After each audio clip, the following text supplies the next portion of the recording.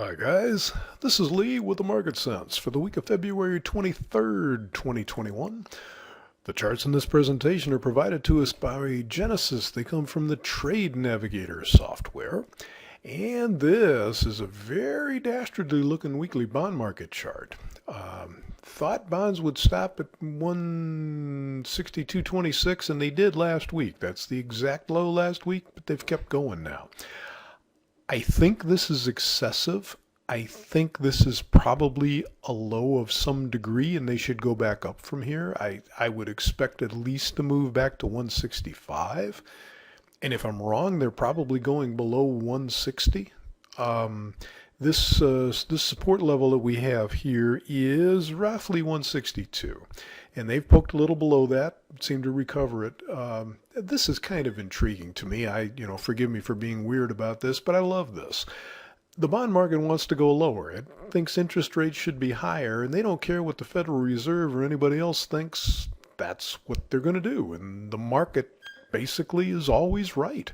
So it's fun to watch the Fed fight them and do what they can to keep interest rates as low as possible. They desperately want to. Bond market's going lower anyway, and that's going to raise rates whether they wanted to or not. But this may be enough. They may have gone far enough here. You can see last week didn't even trade the lower moving average, and we haven't this week yet either.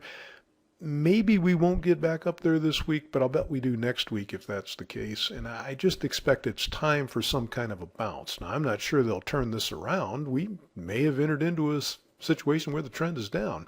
But I think it's due for a little bounce here, so I'd be looking for reasons to buy it for at least a move back up somewhere near 165. In stocks, sort of a similar, I think, situation. They broke down hard. They were new highs last week, and they broke down hard early this week, a lot of which happened before Monday's open even. But they have come right down to the lowest support for the week. That moving average calculates at 38.05, and the low so far is 38.04 and 3/4. So that's pretty doggone close. I really think it's possible that the 38.80 will hold them down further, but I think a move back to 39.28 is very possible, and they could go right back to new highs. I'm just saying I think that is the low. With the strength of this trend, I think you have to assume that support is good, and it was worth a buy when they got there. And I think they'll probably go back up. Now, I think that, and I'm kind of confident in that, but I'm not totally confident in it, and here's why. This is the QQQ, the ETF that represents the Nasdaq, and it doesn't look nearly as good as the S&P does. Now, they don't have to go together. They don't have to look alike, but we don't get any major move in the stock indices until they all agree. Once they all agree and they're heading in the same direction, then we can get a big move.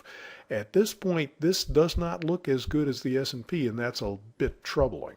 Now, it's possible that they've also made a low of some degree here, although it's not nearly as strong as, again, what we saw in the S&P. And it's still below their moving average support, which is at 324.63. Yeah, they're still below that. So love to see them get back up above 331. Yes, I don't know why I'm having trouble with that. 331 is what the middle moving average is, 331.10 to be exact. I'd love to see them get back up there. That makes sense to me that they should.